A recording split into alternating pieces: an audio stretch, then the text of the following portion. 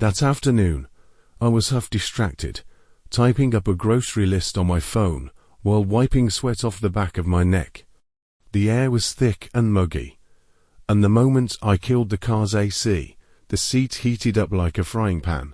I told myself I'd be in and out, just grab some milk, a few cans of soup, and a couple boxes of cereal, so I wouldn't have to drag myself out again the next morning.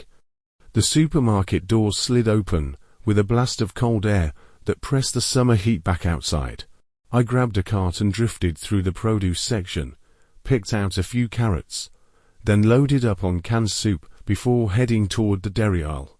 It wasn't too crowded. Families pushing big carts drifted past now and then, their wheels clicking over the tiles, and for some reason that mundane noise made me feel oddly at ease.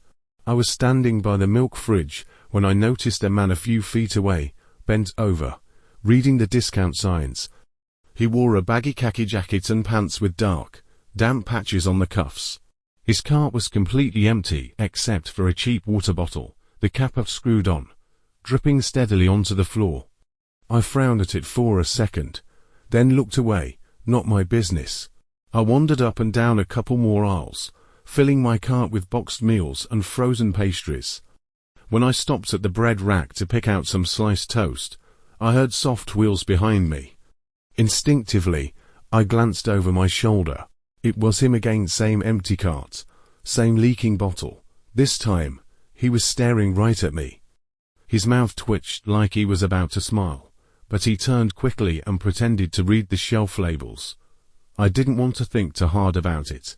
I grabbed the first loaf within reach and made my way to self-checkout.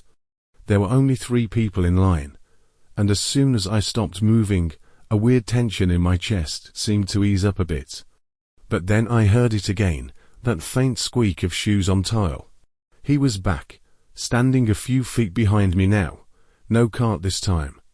He held a plastic bag, folded neatly in his hand, and when he caught me watching, he gave me a smile that looked almost apologetic. When it was finally my turn, my fingers were so jittery I messed up scanning 2 items. The machine beeped red. I rescanned while trying to ignore the soft scuff of shoes behind me. In the reflection on the checkout screen, I saw him standing too close, right at the edge of my cart.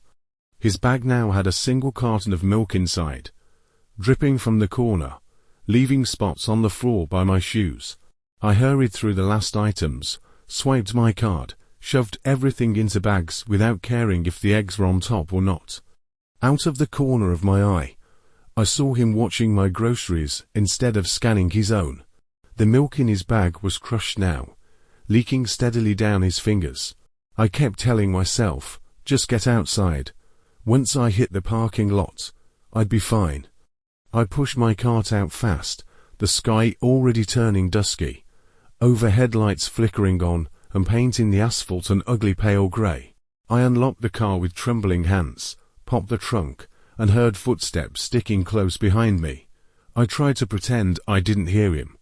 I tossed the bags into the back seat, rummaged around in my purse like I was looking for my phone, but my hands were slick with sweat. He stopped about 2 steps behind me. He didn't say a word, just stared at the bags on my back seat. My heartbeat slammed so hard in my ears, I thought I'd faint. I reached for the driver's door, and he stepped closer. I could see it then. His milk carton was nearly flat, white liquid oozing out and dripping onto his shoes. One of his heels had a dead leaf stuck to it, bouncing with each step. He suddenly smiled, lips twitching like he wanted to speak, but the sound caught in his throat and never came out. The air between us reeked of sour milk and sweat, and the faint automatic doors shushing open and closed behind us. He bent down, trying to shove the leaking carton into my trunk. I didn't think. I just flinched and pushed his hand away. His skin was cold and damp and slimy. The smile dropped off his face. He leaned in too close, his mouth trembling, a thin string of saliva hanging from his lips, still no words. I pressed back against my car door, so hard my knuckles turned white. Then, just like that, he seemed to lose interest. He straightened up, set the ruined milk down on my rear tire, and turned to walk away. He didn't hurry, just dragged his feet across the asphalt, step by sticky step. I didn't move until the shadows swallowed him completely, beyond the reach of the parking lot lights. Only then did I scramble into the driver's seat, lock every door, and sit there, gasping. On the drive home, I refused to glance at the rearview mirror. I cranked the AC up so high my fingers went numb, but I didn't dare turn it down. When my tires rolled through a puddle on the road, I flinched so hard I nearly hit the brakes, my mind still echoing with the scrape of his heels on the floor. Once I got home, I locked every door and window twice, then poured every last carton of milk I'd bought down the sink. I left my shoes at the door and stood barefoot on the cold floor until I could feel my heartbeat slow back to normal. The living room light stayed on all night. Shadows cut short under the white glow.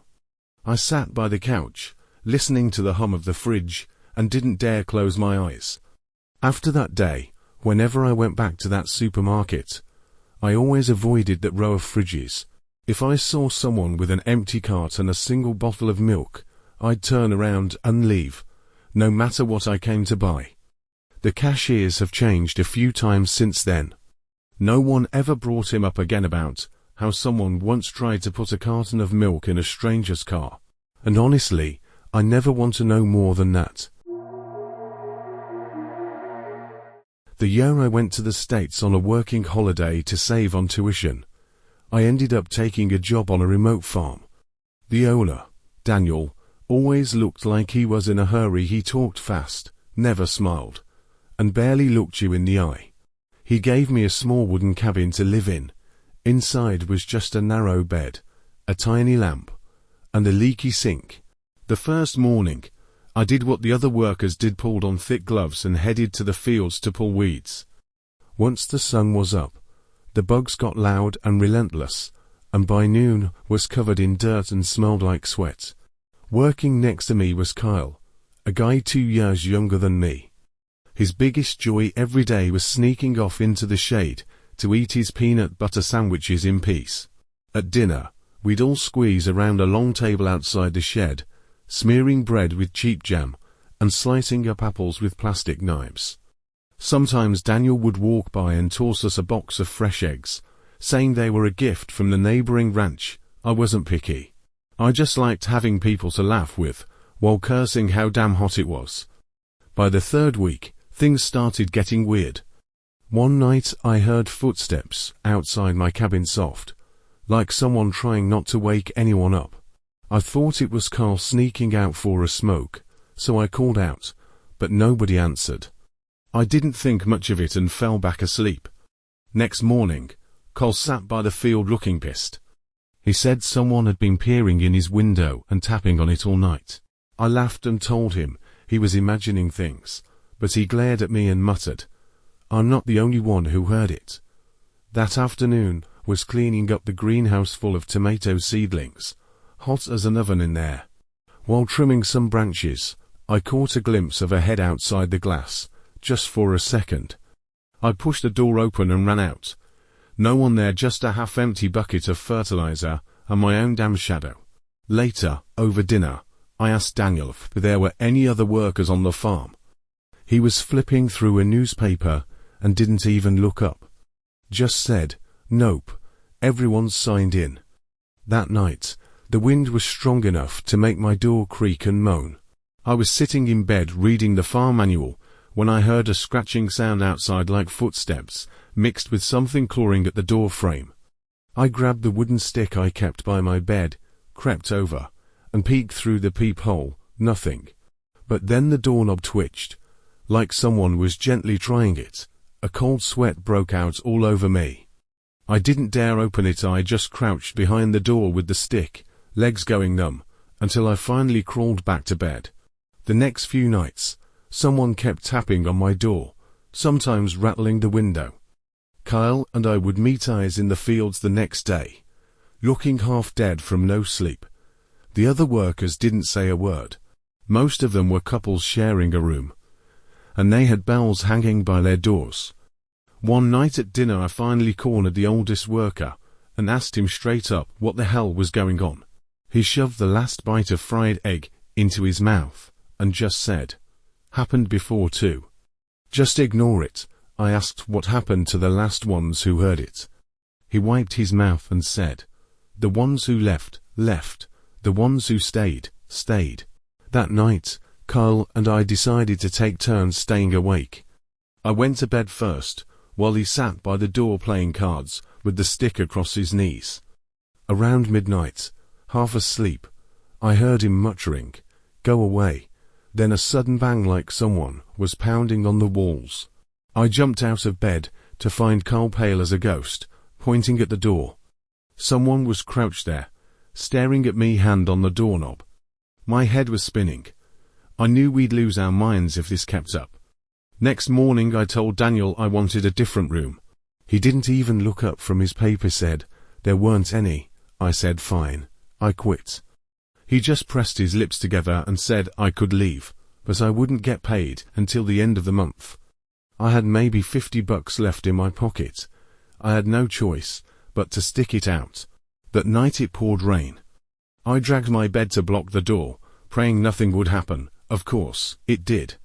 This time I heard laughing outside my window, dry, hoarse giggling mixed with the drip of rain. I couldn't help it. I pulled back the curtain, and there was a face pressed right up against the glass, rain running down its cheeks, eyes open and lashed stiff. My stomach turned so hard I nearly puked. I yelled so loud Cole came running. He took one look and cursed, slamming the window shut and barricading it with the table and chairs. Whoever, or whatever it was, didn't show up again, but neither of us dared to close our eyes.